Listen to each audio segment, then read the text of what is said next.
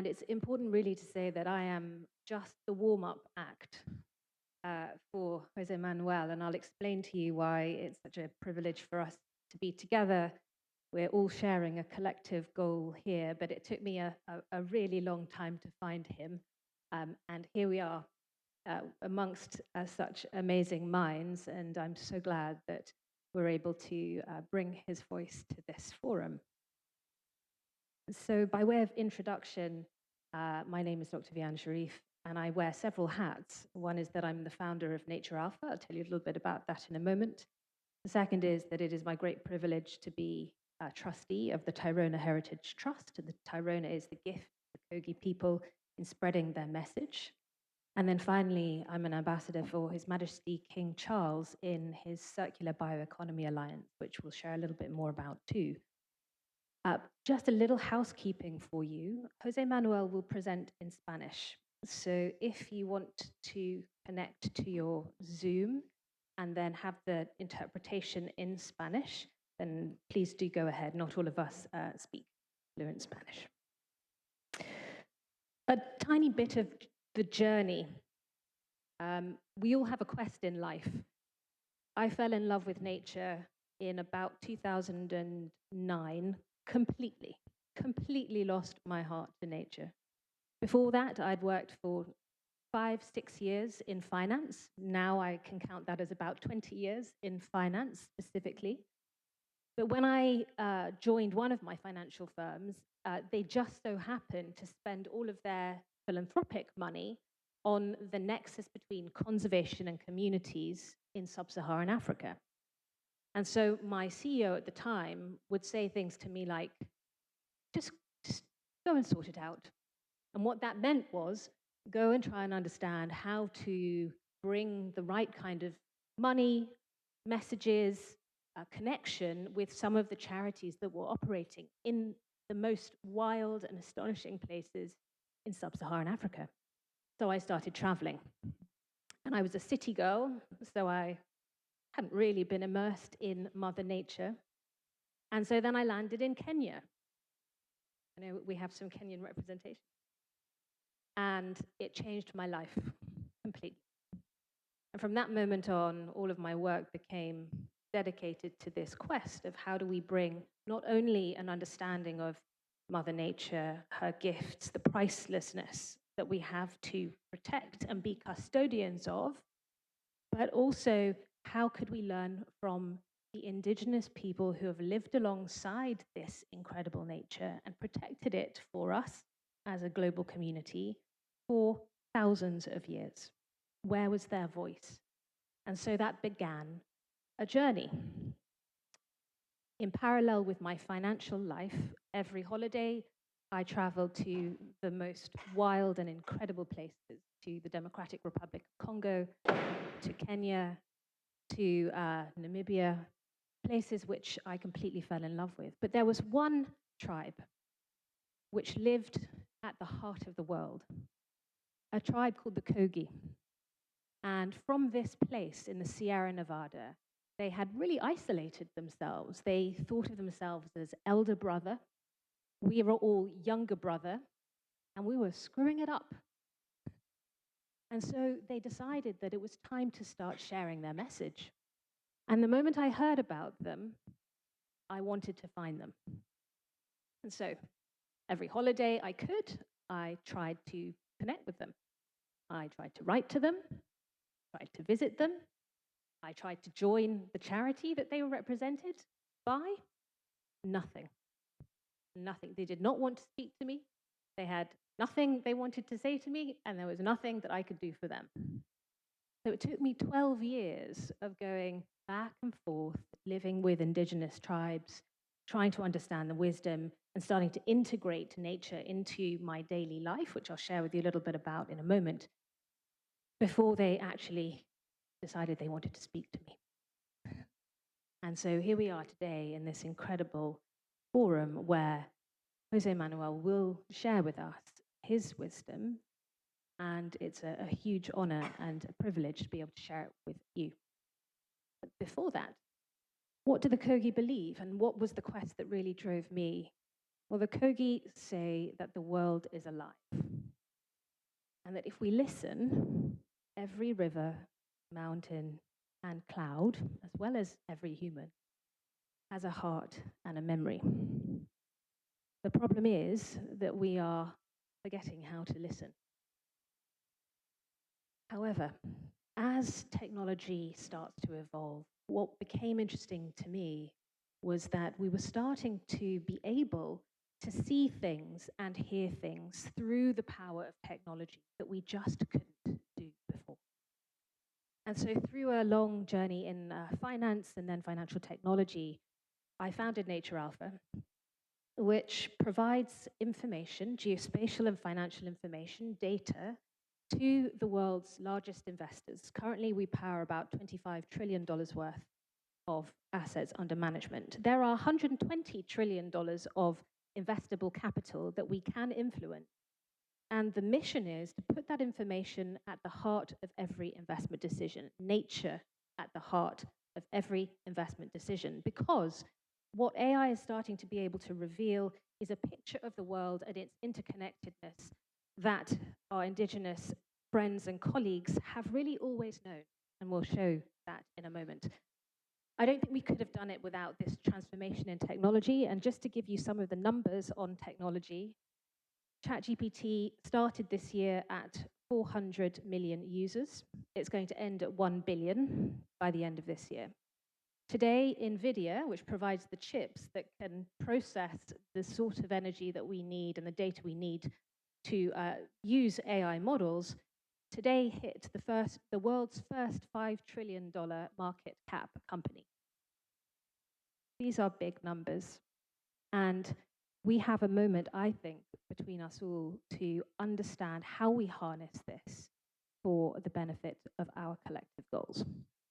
And the call really, as I keep coming back to, which has been the constant thread for me over the years, and God willing, will be a constant thread for me as I move into the future, is that all life is connected through the Kogi call it a luna, the unseen consciousness of nature, all of us. And in some ways, artificial intelligence can start to illuminate those links. And I'll show you a little bit about how that works. What markets have actually realized, so what companies and investors have finally started to realize over the past 4 years, is that nature is our infrastructure. We've heard Cecilia talk about food systems. We've heard our colleagues talk about water. If we don't have these resources, which our companies depend on to generate services, then they cannot function. They cannot make money, they cannot generate returns, we cannot have a functioning economic system. And over the past few years, the regulators have noticed this and have started putting in regulation around the world so that companies and their investors need to understand that there are both dependencies on nature, which will impact financial returns, and those impacts on nature, which will impact our ability to generate any kind of service from the companies in which we're invested. So it's become a very live issue. And what we're able to do is start to bring that data together through the power of visual and geospatial technology to harness data and insight that can be plugged as zeros and ones into investment spreadsheets. It's really that simple. Where's the risk? Where's the opportunity? And these are some of the things that we're able to bring to life. So what we can start to see through the foundational models that are being developed, we often think about Gen AI as a ChatGPT language model. Actually, the bleeding edge of generative AI is geospatial models.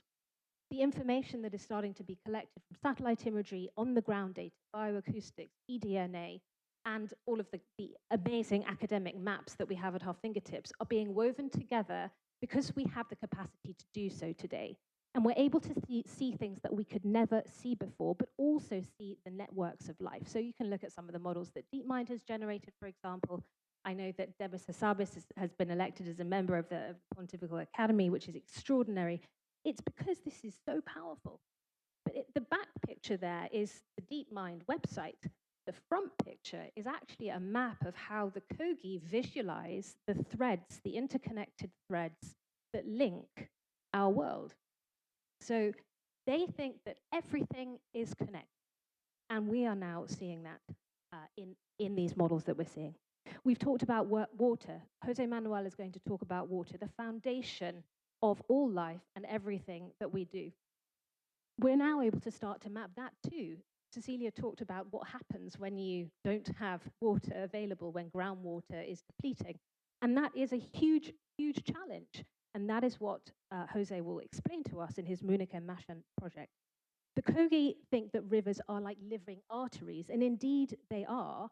I think what's also interesting, though, is that now we can start to understand and monitor, mitigate what's going on in terms of those networks that were previously. And then finally, biodiversity, the living fabric of everything that we do. The interesting part here is that, again, there are a number of models that you're very welcome to take this presentation away to take a look at, whether it's BioClip, whether it's GBIF, iNaturalist, this citizen science, putting this in into these models. This is more powerful than we've ever had at our fingertips before. And an example of how we have used this kind of data, this intelligence we've woven into, for example, a study on data center growth. So we've talked about AI a lot, the power that it requires, the cooling capacity that it requires. Just simple things like understanding that if we do grow these data centers in the way that we think they're going to be grown, not only is there a tremendous pressure on our water system, so we noted that 47% of data centers globally are going to be in river basins with high drought risk. So perhaps if a business decision maker knows this, they might not do that, or they might choose to enhance their practices around water use. But also 68% of those data centers are located within are located too close, really, to a key biodiversity area or a protected area. So these are the sorts of connections that we're able to make with the data that we're able to bring to life. And what we're starting to see is that that knowledge can now start to translate what we all understand around biodiversity loss, water use, carbon data into actual actionable insights for investors.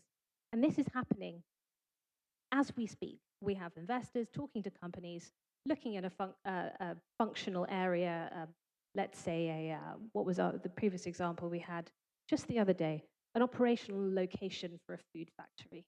They were situated by a mangrove. We could see that the mangrove was being depleted. They were doing nothing about it. They couldn't be insured. And they were encouraged to think about their footprint and what they might do to restore that in order to protect their operations. So we expect to see even greater development in the area of these geospatial models. Our data science teams say that this isn't a case of these geospatial models and these language models changing every 2 months or 3 months. They are changing every week. They are getting more powerful every single week.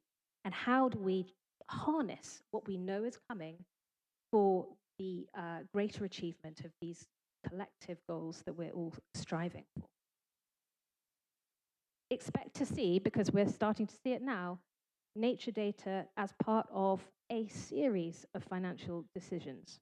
It's moving now into insurance data, it's moving into mortgage data, it's moving into foundational data models, it's moving into credits and how we think about credits and offsets, and it's generating its own intelligence, which is both a risk and an opportunity.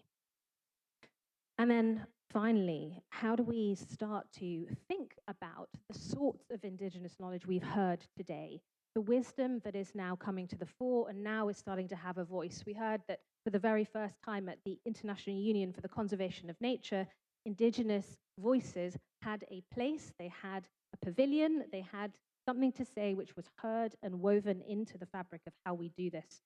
And the opportunity for us is to integrate that knowledge into these data models, because this needs to be represented. Not only is the science that some of our esteemed colleagues presented here critical, but it has to be represented in these models so that we can actually use it. And one of the initiatives that we've taken is through King Charles's Bioeconomy Alliance. We've actually endowed an AI for a nature-first economy with a specific goal of integrating Indigenous wisdom into these large data models that are being developed today. So as I said, I was purely the introduction for really the main content of our talk, which is from Jose Manuel. He'll explain to you a little bit about his culture's philosophy. And again, a huge thank you to you all for having us here today.